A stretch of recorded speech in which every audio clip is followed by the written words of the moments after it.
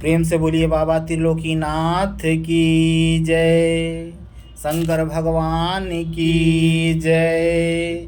गणपति महाराज की जय।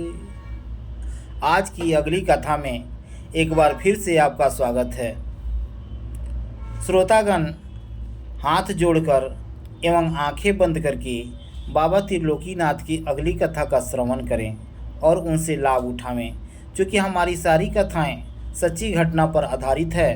किन लोगों ने बाबा त्रिलोकीनाथ के शरण में आया तथा किन्होंने अच्छे कार्यों से सफलता पाया, उसी के संबंध में ये सारी कथाएं हैं। प्रेम से बोलिए बाबा त्रिलोकीनाथ की जय। कथा का नाम है मूर्ख एवं गरीब बालेश्वर। बहुत बहुत पहले एक छोटे से गांव में एक बहुत ही छोटा एवं गरीब किसान रहा करता था। उसे 3 पुत्र एवं 2 पुत्रियां होने के कारण वह हमेशा चिंतित रहता था, लेकिन फिर भी वह अपने कर्मों से पीछे नहीं हटता था। उसने एक रोड के किनारे चौराहे पर एक छोटा सा दुकान किया, जिसके द्वारा उसके परिवार का खर्च तो निकल जाया करता था, लेकिन उसके भविष्य के खर्च के लिए कुछ नहीं बचता था। उस बूढ़े किसान का मन भक्ति भावना में खूब रमता था, लेकिन गरीब होने के कारण वह कुछ विशेष नहीं कर पाता था। वह इतना गरीब था कि लोग उसके हाल समाचार तो दूर, उसके तरफ देखना भी पसंद नहीं करते थे। लोग उसे हीन दृष्टि से देखते थे। परिवार का खर्च चलाता तो था वह, उसी में बचाकर वह कुछ देव भक्ति में लगाता था, तो कुछ बचाकर अपने बड़े पुत्र के पढ़ाई में लगाता था। इन सभी भावनाओं को देखकर बाबा त्रिलोकीनाथ अत्यंत प्रसन्न हुए, और वह जब 2 रुपया कमाता था तो वे वृद्धि कर 4 रुपया कर देते थे। पहले तो बाबा त्रिलोकीनाथ उस बूढ़े किसान की परीक्षा लेने के लिए भिन्न भिन्न प्रकार के कष्ट प्रदान किए। बाबा त्रिलोकीनाथ जब परीक्षा लेने लगे तो उससे मुख नहीं मोड़ना चाहिए, क्योंकि परीक्षा वहीं लेते हैं और उसके बाद सफलता वहीं दिलाते हैं। तो पहले तो बाबा त्रिलोकीनाथ उस बूढ़े किसान की परीक्षा लेने के लिए भिन्न भिन्न प्रकार के कष्टपूर्ण यातनाएं दिए। एक बार वह बूढ़ा किसान कहीं चला गया था तो उसके घर में आग लगा दिए। जिस घर को वह बूढ़ा किसान गरीबी के सामना करते हुए घास फूस चुन करके मेहनत से बनाया था, इसे देखकर वह बूढ़ा आदमी बेहोश होकर गिर पड़ा। उस पिता की स्थिति को देखकर उसके बच्चे एवं पत्नी भी काफ़ी उदास हुए, लेकिन करते भी तो क्या करते, क्योंकि वे काफ़ी गरीब थे। लेकिन भगवान कितना अधिक कष्ट देते थे, उस पर भी वह बूढ़ा किसान अपने कर्म से पीछे नहीं हटता था और न किसी से कुछ मांगता था। वह यह सोच कर रोता था कि भगवान को जो अच्छा लगता है वही करते हैं तथा सबको उसके किए का फल अवश्य देते हैं। इसी उद्देश्य से वह अपने कामों में लग जाया करता था। पुनः एक एक पैसा जमा करके अपने घर को घास फूस से बनवाया और उसमें बड़ी खुशीपूर्वक अपने बीवी एवं बच्चों के साथ रहने लगा। एक बार फिर उसका बड़ा पुत्र खेलते खेलते उस घर में आग लगा दिया और स्वयं भी जलने लगा।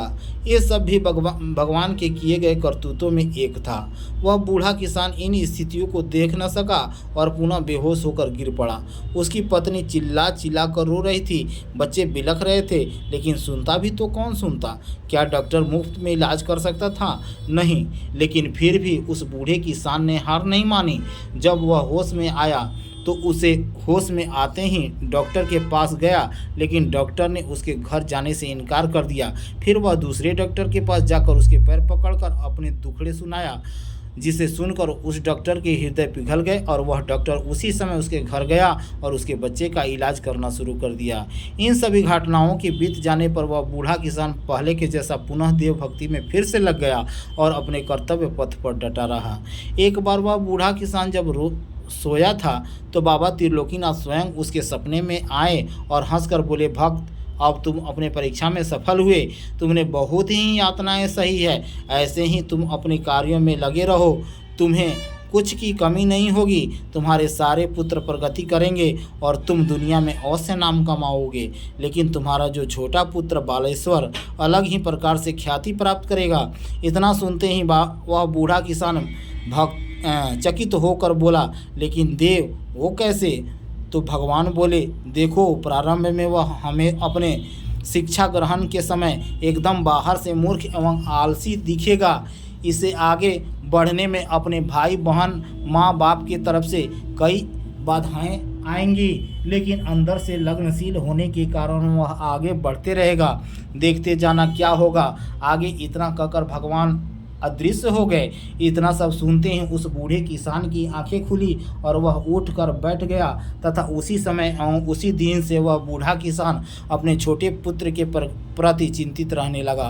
अपने सारे पुत्र एवं पुत्रियों की शादियां तो कर दिया, उनकी शिक्षाएं भी पूर्ण होकर समाप्त हो गई, लेकिन छोटे के पढ़ाने की तो दूर की बात, उसके कपड़े आदि भी समय पर नहीं सिलवाए जाते थे। उसे तरह तरह के कष्ट दिए जाते थे। प्रायः सभी उसे यही समझते थे कि इसका भविष्य अंधकारमय है, क्योंकि वह बाहर से सच में मूर्ख एवं आलसी जैसा लगने लगा था। कई ज्योतिष पंडित आदि को बुलाकर दिखाया गया कि यह सच में मूर्ख का मूर्ख बना रहेगा अथवा आगे कुछ करेगा, लेकिन सब ज्योतिष पंडित आदि उसके रूप रंग एवं व्यवहार को देखकर उसे मूर्ख एवं कर्महीन घोषित कर देते थे, जिसे सुनकर उसके घर वाले और अधिक उदास एवं हतोत्साहित हो गए और उन सबों का ध्यान धीरे धीरे उस पर से हटने लगा। अब वह बालक भी अब अपने आप को हतोत्साहित समझने लगा, लेकिन वह अपने मेहनत से पीछे नहीं हटता था। उसके माँ बाप हमेशा उसे डांटते रहते थे तथा भाई बहन सदा उसे पीटा भी करते थे। उसे समयानुसार वस्त्र देना भी बंद कर दिया गया था। इससे वह बालक कभी छुप छुप कर रोता था तो कभी छुप छुप कर भगवान का पूजन करता था, लेकिन अपने दुखित भावनाओं को दूसरे से अनुभव नहीं होने देता था। कभी वह बिना खाए पढ़ने के लिए स्कूल चला जाया करता था तो कभी स्कूल से आकर भी खाना नहीं खाता था और ऐसे ही सो जाता था। उस बालक की पढ़ाई बंद करने की कई रास्ते अपनाए गए, लेकिन वह अपना पढ़ाई बंद नहीं किया और बाबा त्रिलोकीनाथ की कृपा के साथ साथ वह MA PhD आदि कर गया। आखिर अंत में भगवान ने उस बालक की पुकार सुन ही लिया और स्वयं उसके सपने में आकर बोले, वत्स, तुम्हारे भाग्य में ही ऐसा लिखा था, क्योंकि पूर्व जन्म में तुम एक पंडित का पुत्र था। उस पंडित के द्वारा किए गए दुष्टतापूर्ण कर्तव्यों का परिणाम ही तुम भुगत रहे थे। आज से तुम इन सभी दुश्मनों से मुक्त होकर और दुष्कर्मों से मुक्त होकर तुम ऐसे ही लगन के साथ कार्यों को करो। बाधाओं से मत घबराना, मैं सर्वदा तुम्हारे साथ रहूँगा, संकट तुम्हें कभी नहीं सताएंगे। इतना कहकर भगवान लुप्त हो गए। जब उसका ध्यान टूटा तो देखा कि उसकी माँ उसके पास बैठकर रो रही है। वह अपने माँ को समझाते हुए अपने सारे सपने को अपने माँ से कह सुनाया। इसे सुनकर उसकी माँ का मन शांत हुआ और तब उसे अपने पुत्र पर विश्वास होने लगा। अब धीरे धीरे उसका किया गया सारा कार्य सफल होने लगा।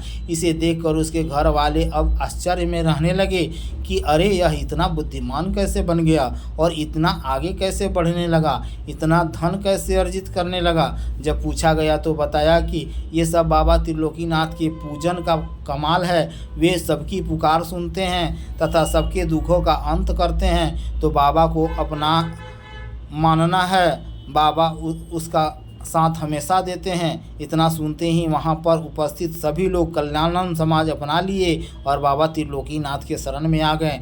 तो प्रेम से बोलिए बाबा त्रिलोकीनाथ की जय, शंकर भगवान की जय।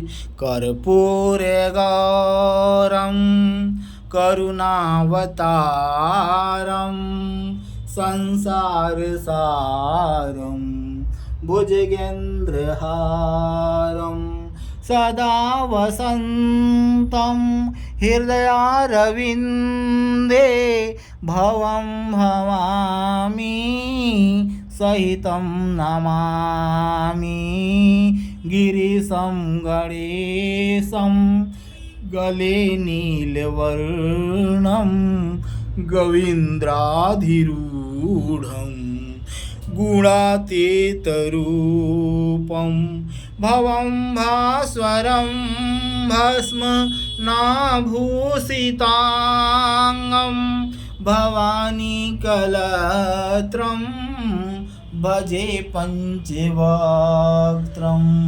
प्रेम से बोलिए शंकर भगवान की जय।